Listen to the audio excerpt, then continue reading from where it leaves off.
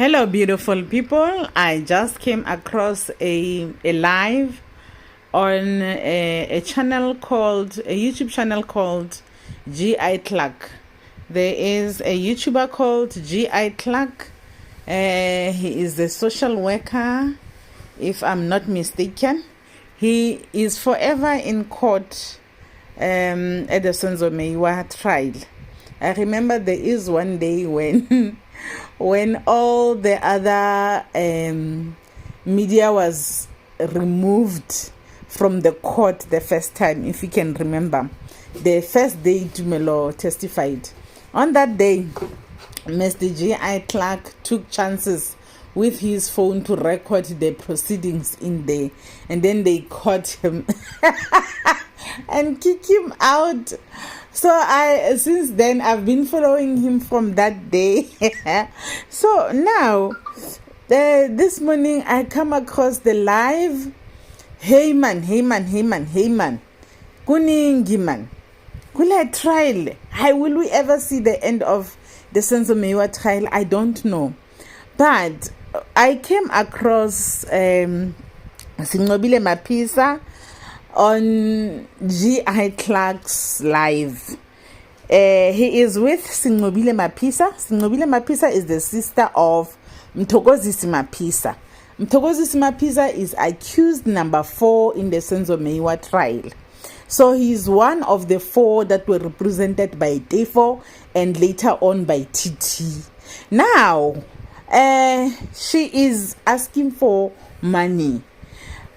Truly speaking, I do not understand what this money is for, but then okay, maybe it's just my misunderstanding, because she clearly states that actually TT and No4 had agreed to represent these accused free of charge, pro bono, but now and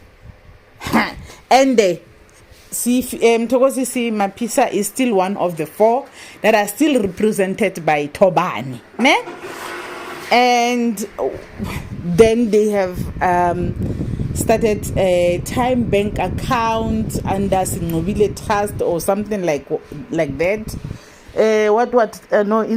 Inzuzo organization. I don't know whose organization is that. Okay, fine. You can always go to that YouTube channel. I will just take it somewhere down here. My interest is here, guys. My interest is in the accused 1 and 2 that are now represented by Mosipele. Remember, now there is Mgosi right there.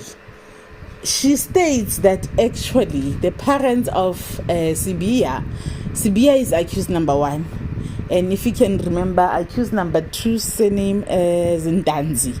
Now Sibia and Ntanzi are the ones that are now supposed to be with the new lawyer, Mr. Mosipele. Now she says, because she now has a relationship with all the families, as she has been trying by all means to fight for his brother. She has been trying to fight for her brother, accused number 4, Mthokozisi Mapisa. Then she has a relationship with all the families. Now my interest is here, man. The father of accused number 1. The father of accused number 1, who is Mr. Sbia, has revealed to this lady that they were manipulated into agreeing to change attorneys.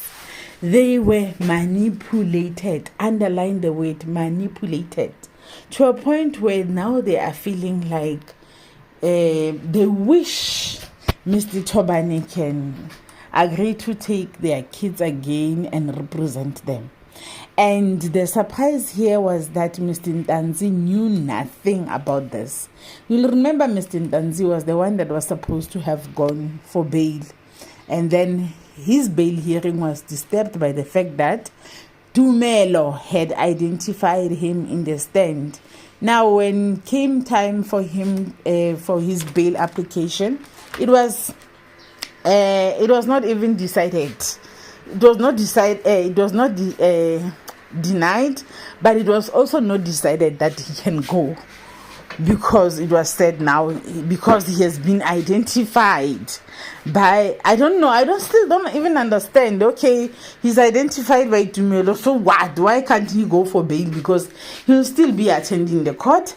But no, that became a hindrance as to why he wouldn't go for the bail.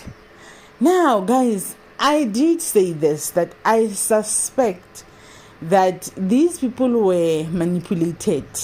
I just wish to know who the manipulator is, and I pray and hope that the manipulator is not Advocate Tefo, and he is not fighting his own battles with Titi Tobane by convincing the families to change from Tobane to this other attorney. Hey, because now they did not know that is going to cause a huge delay to next year, May. And I think they were sold a very wrong idea that no, let's change, let's switch, this one is best. They were not given all the implications that, okay, fine, we change a new attorney, but that's going to affect the case because it's going to cause a delay, as the new attorney must now acclimatize themselves with the contents of the case, word by word, minute by minute, second by second of the court recordings and everything in between. So they were never told that. Now they are disappointed that the case is moving to next year, May, and now they want to go back to TT. And now TT said he doesn't have a problem, but he would, with the support of the public. I don't know what that means. I really don't understand what does that mean. Is Titi going to ask us if we are okay if he takes them back or what? Or is Titi now going to charge them to say, no, since now you're gonna come back, now you pay. I was doing pro bono work before, you decided when now you can afford someone else. Now that you come back, then okay, fine, it's no problem, but now you're gonna pay. I don't know, because what she says is that Titi has said he doesn't have a problem of taking them back, provided he has the support of the public, whatever that means. Guys, hey, Xazo Shuba, Xazo, hey, Gushushu man, Gushushu. So this case, it looks like our next our next generations will find it still on at the rate at which it's going. Icon. So now I'm asking myself, what's gonna happen on the 2nd of May? Are we gonna see 3 attorneys now?